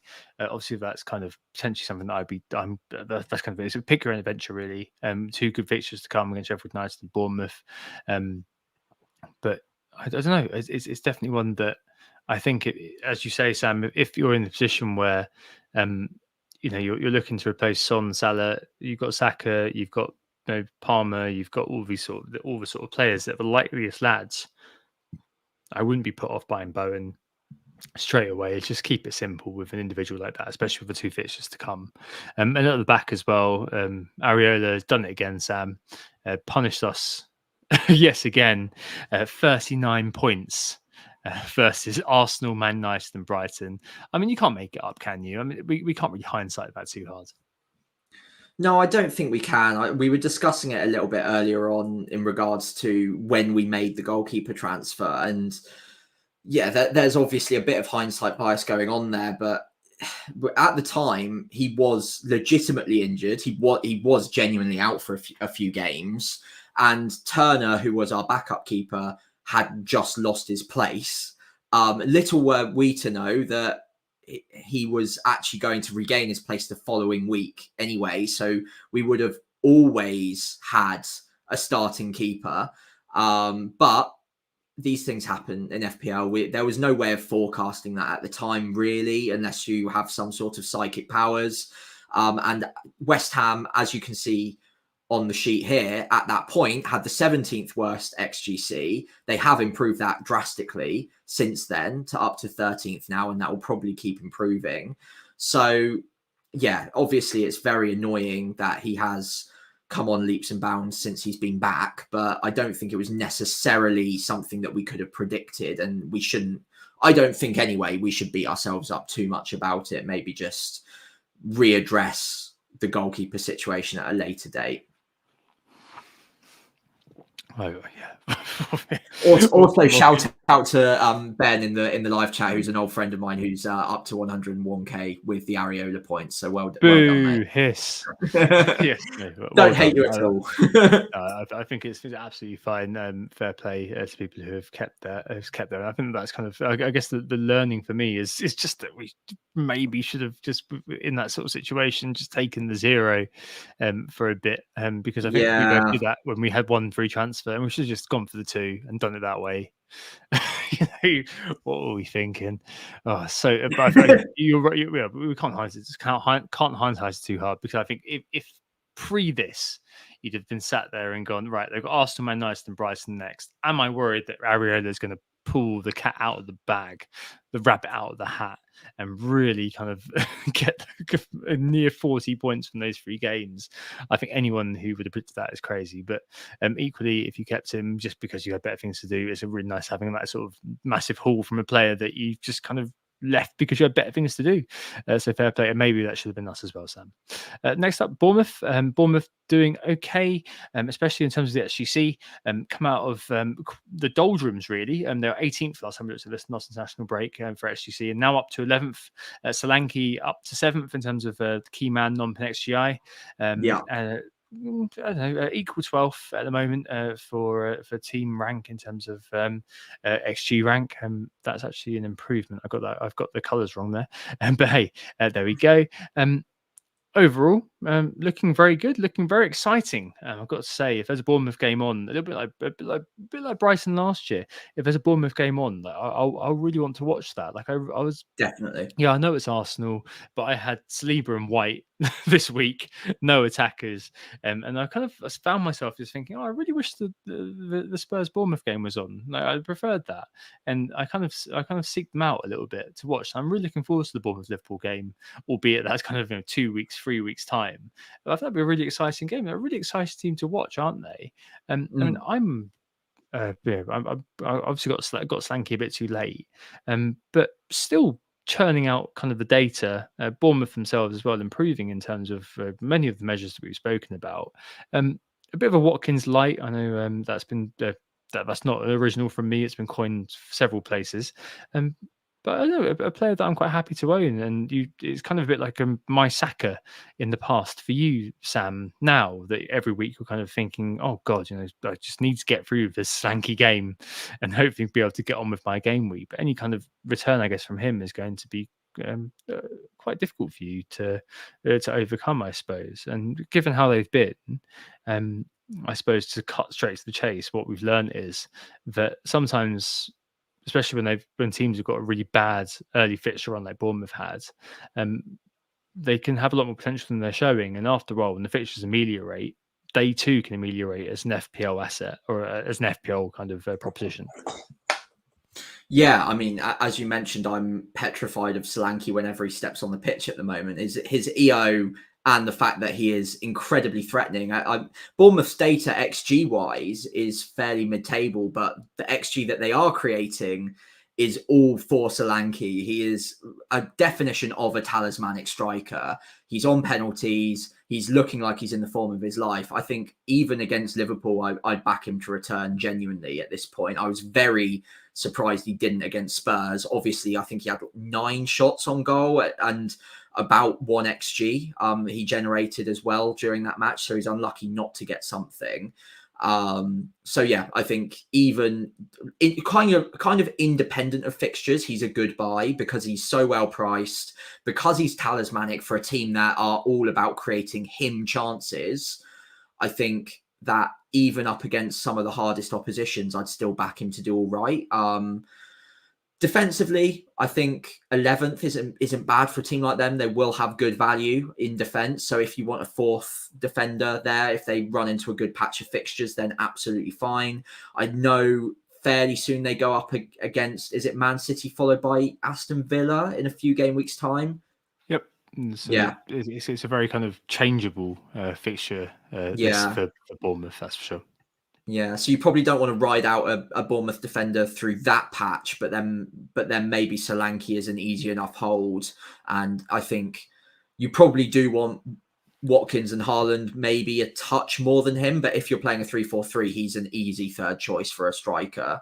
And to be honest, because of the rate he's returning, if you wanted to go without either of those two players for another week or two, then you could probably get away with it with Solanke in the side. Yeah, double game week coming up as well, Sam. Luton home somewhere. And if it does come between game week 27 and 32, they've got Burnley, Sheffield United, Wolves, Everton, Crystal Palace, Luton within that sort of period.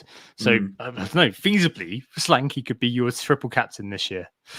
So imagine. I think at the start of the season, if you said that to a lot of people, yes, okay, in the stats crowd, and analytics crowd, he's been a bit of an idol, but he's only kind of recently exploded in the consciousness of FPL managers everywhere. And yeah, I think if you said to me at the start of the season he'd be a candidate for triple captain, I think you were crazy. But yeah, he could well be there. Yeah. So what have we learned? Well, crap starts to the season, fixtures doesn't mean you should write off a team altogether, especially not the talisman, especially when it comes to Slanky. And let's start Wolves. And I think there was one player in terms of all the key men that really surprised you. And I think it's the Wolves sort of key man, isn't it? Yeah, Cunha being top of the key men for Wolves was surprising considering how well Hwang has done in particular. But actually, he has been playing really well. Obviously, still very cheap in FPL too. And yeah, the data 15th overall out of all players for non-penalty XGI so far this season isn't too shabby at all. He came to the league with a lot of promise. He's kind of delivering on that promise all of a sudden and hasn't really been talked about too much because Hwang has been taking the headlines. But yeah, obviously he's off to the Asia Cup for a little bit. I'm sure Wolves will be negatively impacted without him in the side. But with Neto coming back in, maybe they're still creating enough chances for Cunha to actually still benefit from that. And despite the fact they're only 14th for XG rank, for him to be at that price point up to 15th overall out of all players, I think he's pretty decent value for money. And it's only because there are so many other decent strikers that maybe he's not being discussed more at the moment. I think so. I think he's. I've owned him on draft. If anyone cares about that, he's a classic draft pick, isn't he? Had him on draft since the start of the season, and he's been pretty decent. And I think actually, if you look at the kind of the underlying data of Cunha, which is something I'm sure these are the depths with which like losers like us delve into. He's actually overperforming in terms of his XGI, that is. So 6 goals, 5 assists. That's without the FPL stuff added on, from 8.8 in terms of non-pen XGI. If you think about that as well, if you watch him play, there are so many moments where he just kind of blazes it over, makes the wrong decision in terms of passes, makes the wrong decision in terms of shots as well. And I don't know, he's a player who was at Hoffenheim, I think he was before. That's kind of proper football manager for me, for Cunha, a player that I really liked. And it was at Hertha, not Hoffenheim, but a player that I really fancied on Foot Manager. I think he was one of those players, a bit like Emil Forsberg. Remember him? He became a bit of a goat on Foot Manager, but didn't quite make it in real life. And he's a player I think that. If you are looking for a player who's quite cheap, can fill the forward line, I think it'd be close to him and probably João Pedro, given the fixtures for Wolves that you'd be looking at. Like again, an ideal sort of 12-man potentially. I think he's still going to kind of tick along for you there. But there's another player who was another Football Manager legend and who did very well, did okay in Germany, but particularly well in Austria, who's just gone on the international duty, and that's Hwang Hee-chan, pretty lethal. And it's no surprise that clubs like Spurs, with the Korean connection, obviously, are circling him now a little bit. You put out a post the other day on X, Sam, that when he does come back, you're looking at kind of buying him in. I've got noted here. He's got a really, really satisfying stats profile in FPL. He's got 100 total points. He's got 10 total bonus, and he's 10% owned. So that's the insight I've got to offer. He's a 10 out of 10. lethal player. Yeah, he's been fantastic so far this season. Obviously, again, a bit like Cunha, came to the league with a lot of promise. And again, he's now delivering on that promise finally. O'Neill is really getting the best out of him. And I think that when he is back from the Asia Cup, they're actually pretty close to running into a really good run of fixtures. I think it's from 26 to 30-ish. They run into quite a few good home games. I think there's one pretty nasty away game in there. I can't remember who it's against now, but there's a good run of home fixtures, all green on the ticker. And if you are not too distracted by the doubles around that time, then he will be fantastic value for money. And who knows, that he could nestle in as an enabler due to the doubles as well. So he's a player that would be very much on my radar around that time. Hopefully the chips fall in his favor at that moment and he becomes an easy buy. Because and we've noticed recently that he's on penalties as well. So really, he ticks all the boxes too. It's just whether or not the opportunity will arise when he does come back, and whether or not we've got transfers to spend on a player like him. Yes, fantastic fixtures from Gameweek 26, which is around when he comes back from the Asian Cup. No teams other than Newcastle from last year's top 4 right up until mid-April. So yeah, really interesting, Hwang, and one you're going to keep an eye on. Neto coming back and things like that may mean that they're able to kind of, as you said earlier on before we started the pod, they're able to kind of keep the momentum going. I think James on Planet noted, I keep giving him shout outs, but I love the man. They were the only team to win all 3 of their games over the congested Christmas period, and Gary O'Neill's working wonders there, that's for sure. So yeah, what have you learned from them? They're a team that they can provide you a lot of stuff. Really, even though they're kind of unfashionable, you can always find these little gems within teams like Wolves. And I think a lot of that is kind of a lie to keep an eye on the stats, and also, again, as I said earlier on, integrative of the eye test. I think we're running out of FPL relevant teams here. I think there's kind of 2 left. One kind of one rising in terms of potential relevance due to 2 individuals, which is Crystal Palace. 15th overall in terms of XG rank. They were 14th, now down to 15th. Key man is IU there. I think that's just due to the injuries for the 2 key men. And defensively up to 7th in terms of XGC. They were 10th last time this in game week 12. But I think the story here is all about Eze and Elise, both 100%. Back from injury. Obviously a difficult fixture coming up against us, Arsenal. But I don't know. If you're looking for players who are going to be providing you with that sort of X factor, that zing, Sheffield United in game week 22, Brighton 23, Chelsea 24, Everton 25, and then Burnley in 26. They're very, very high on my shortlist for players to be replacing Son with. So if we think about it, I'm going to be replacing Salah. Probably going to be buying Haaland back, which will mean I'll get rid of Darwin. So Son's going to be on my bench for a week, which is quite convenient because they've got a difficult game against us, Arsenal. And then after that, they run to okay fixtures where I'd be looking to back them. So I think after that point, if I don't buy Bowen, I'm going to be looking at these guys. So yeah, really interesting, I think. Yeah, Elise in particular, I'm very excited by. He's looked brilliant since coming back from injury.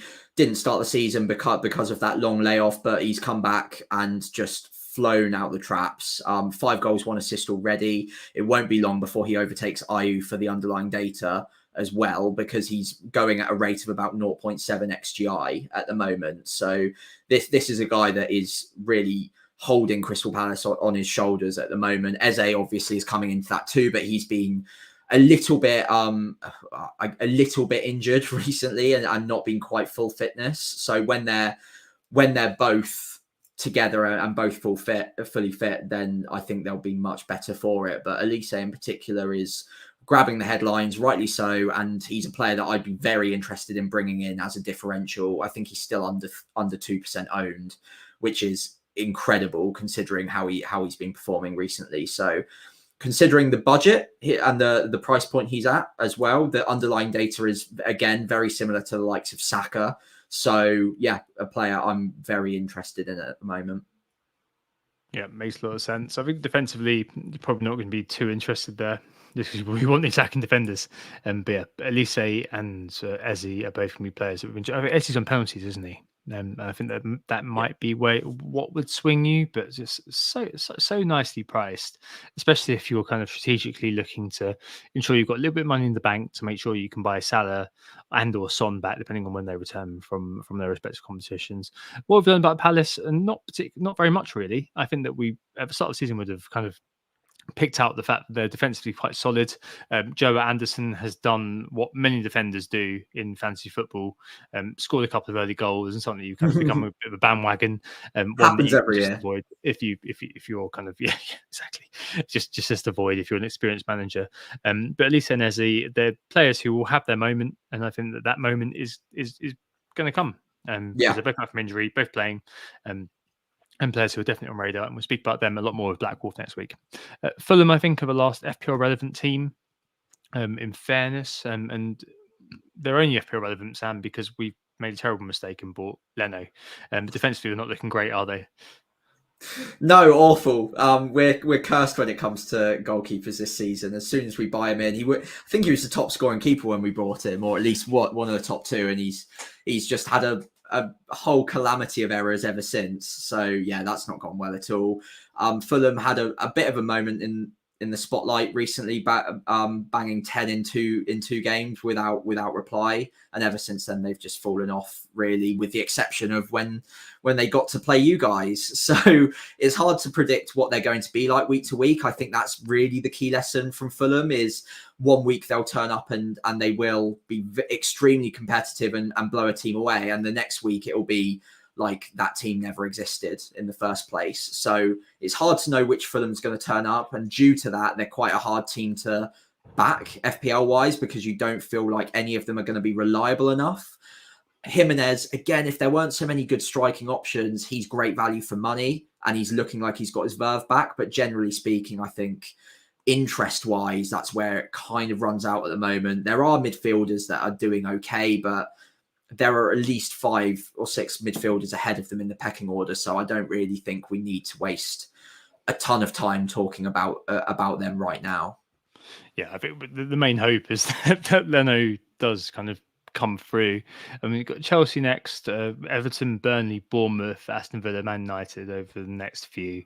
I don't know, I'm just hoping they're saves. I mean, the last couple of games, it's been ridiculous. Like in terms of he's turned from strong Doge to weak Doge. Really, you know, the XGP has gone from kind of positive to negative quite turn on a dime, really. Just got to hope this doesn't continue when it comes to him, because it's kind of one of those players we've always been kind of interested in as like a bit of a save machine, the individual who you wish you'd owned when they kind of come up with like a 12-13 pointer out of nowhere, like Areola at the moment, the player who paradoxically we sold for him. So hopefully that's going to be the case. But yes,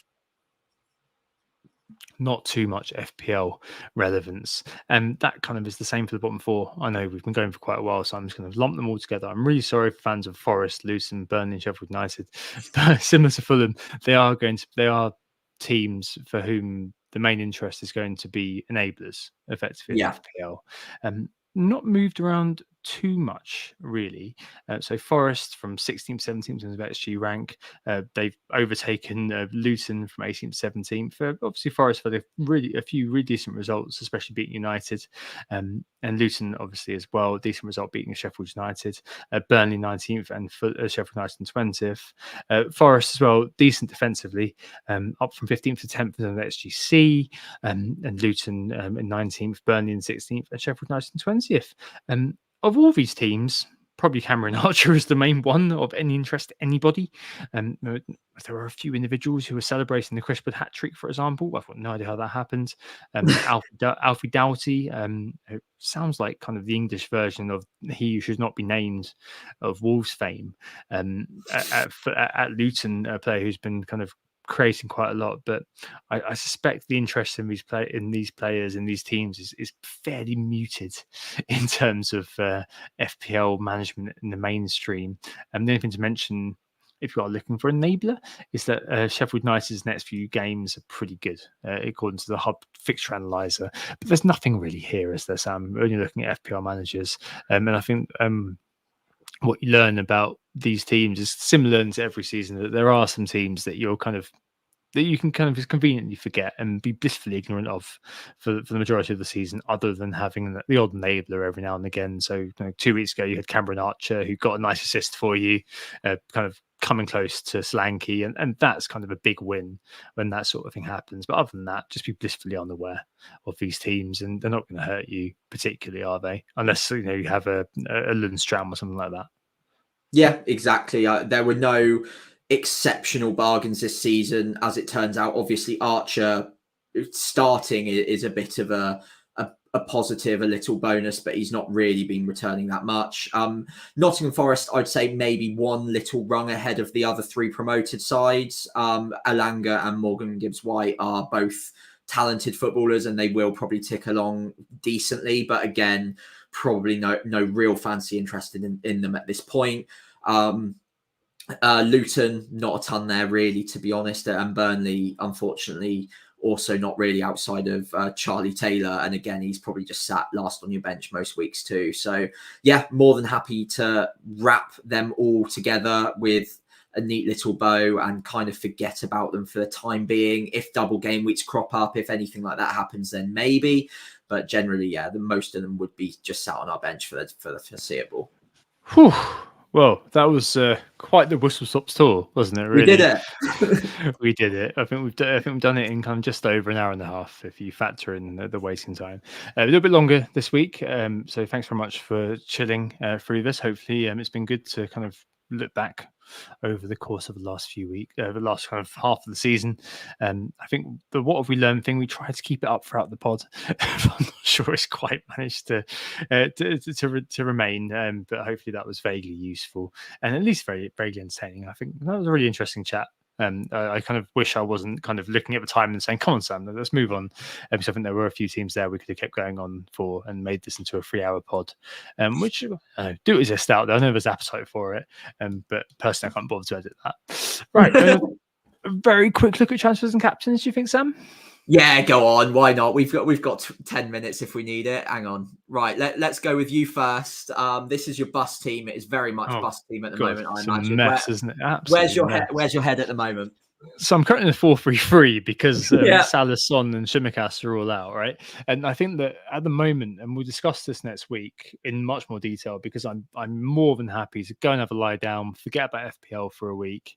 I know there's loads of nutters out there making transfers now. I know KDB is rising, as Salah fell last night, and all this sort of nonsense. But really, what are you doing? What's the point? You've got so much information that's on its way.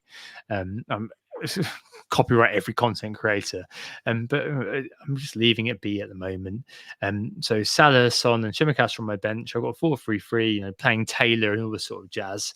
I think that if Haaland is fit, he's going to come in for Darwin, complete the cleanse after selling Martinelli last week, and probably get my captaincy, I think. But Palmer versus Fulham, let's get rid, and we'll talk about this next week, of any notions of the fact he's an enabler. He's not. He's an 8 million player masquerading as a 5 million player. And I'm more than happy to captain him versus Fulham if that's kind of how it's going to shake out, if that we don't have a definitive answer about Haaland, because I kind of want my captains to be in the early part of the split game week. So I think at the moment I'm probably going to go without Trent, which is going to be a bit worrying, but I can't buy, as I said at the very start of the pod, Haaland and Trent in one go without -8. I think -8 is a bit too rich for my blood. I think there will be hits flying around, not as well planned as you, so I don't have the 2 free transfers. So it's going to be a hit. I think it will probably be Darwin out for Haaland and then Salah out for, I think it's probably going to have to be Saka, and I just cover that off, to be honest. And probably benching Taylor versus Luton, just hoping that Gordon will capitalise on the one mistake Man City make. And then captaincy, I think, will probably end up on Haaland. Let's be fair, because I probably do need to. I don't know, 400k, is that a time for? Well, now 500k just Areola. Is that a time to start thinking about making more punty moves? Probably not in a week like the week we're coming up with. So maybe it will just be the case of just captaining Haaland, just kind of get on with it from there. What about you? Okay, so moving on to my side, I'm also currently in a 4-3-3 due to the midfielders being out, but obviously that will change with transfers. I do have 2 frees, so I can move both Salah and Son out without taking a hit if I'm willing to go without Haaland, but obviously it looks like he should be fit for the Newcastle game, and I would want him back in as quickly as possible. So I can either do one of probably 2 things. One would be remove Salah and Darwin and bring in Haaland with a midfielder of choice, and then wait and use the next transfer on Son in game week 22. Or I could take the hit and sort out all 3, and then also potentially bench Gordon, Archer, etc., and obviously Charlie Taylor comes out of the 11 as well. So doing all 3 for a hit in a week where I think hits are going to be flying, and it means that I've got 1 extra week of quite a powerful midfielder rather than having Son on my bench and having to play Archer, for example, to cover it off might be quite appealing to me, and just chasing that upside and being just a little bit more aggressive and trying to get ahead of the template again, because I think maybe I've possibly been on the cautious side over the last few weeks, and that hasn't really paid as much for me as potentially I was hoping. So I could get rid of Salah and Archer for Haaland and another, or I could get rid of Darwin for Haaland, and have a bit more money to spend elsewhere and remain in that 3-5-2. If I got rid of Archer, then the following week I could get rid of Darwin for Solanke, and then I'm in a 3-4-3 for the foreseeable. So either one of those two routes is appealing to me. Like you, I'm not going to be making any sort of decision for at least a week now. I'm going to chill out and let the FA Cup kind of just happen in the background, see what happens, see how the conversations are adapting and changing over the week, and make my mind up at some point next week. Yeah, I think it might be a good time to just tune out a little bit. If that's going to happen, Sam, I don't think so. given how much we talk about this nonsense, but it probably is a good time to do so. Right. Well, I think that's a lot this week. Hopefully that was useful. Yeah, hopefully. And of course, we'll be back next Monday for another pod. That one will be more zoomed in. So hopefully you enjoyed this one, but don't worry. If you want to think about the next few game weeks a little bit more, then next week is probably the pod for you. So do make sure you're tuned in for that. In the meantime, thank you all for listening so much for about 100 minutes or so. So yeah, we do really appreciate you sticking around for that. We were Who Got the Assist. As always, you can find us on X at WGTA_FPL and myself at FPL Pricey. And again, as always, on Instagram and Threads at WGTA.FPL. And I'm just FPL Pricey on there as well. If you enjoyed the pod, if you could follow us on those socials and give the pod a 5-star rating wherever you're listening to it, on Spotify, iTunes, Apple Music, whatever you're listening to, that would be fantastic. And if you're watching on YouTube, especially if you're watching live as well, please do remember to leave a like and subscribe to the channel if you haven't done so already. That is incredibly helpful to us. So thank you so much in advance if you feel like doing that. In the meantime, I will leave you with the very positive sentiment that will be joined next week by a good friend of the pod, FPL Black Wolf, as Tom hinted at earlier. So really looking forward to next Monday with all three of us on the pod. In the meantime, though, it's a farewell from me. Yep, thank you very much, Sam. I think we'll basically be doing Monday YouTube from now on, effectively. We'll probably always try to record on the last day of whatever the game week is, due to Sam going to bed early and me and my life with a baby. It's not as easy to record kind of at full time, so it can sometimes be around half time, but it's always going to be kind of Monday night that we'll be on YouTube doing this, and I think we've kind of been doing it anyway, so we thought we might as well shove it on live, and it's always been kind of the same. But yeah, next week looking forward to having Black Wolf on. It should be really good fun. We hope you enjoyed the pods / the video, and we hope you think about the first half of the season, begin to think about the second. Looking forward to a weekend of chilling without the Premier League, to be honest. We'll speak to you very, very soon. Goodbye. Oh, it's a goal. Who got the assist?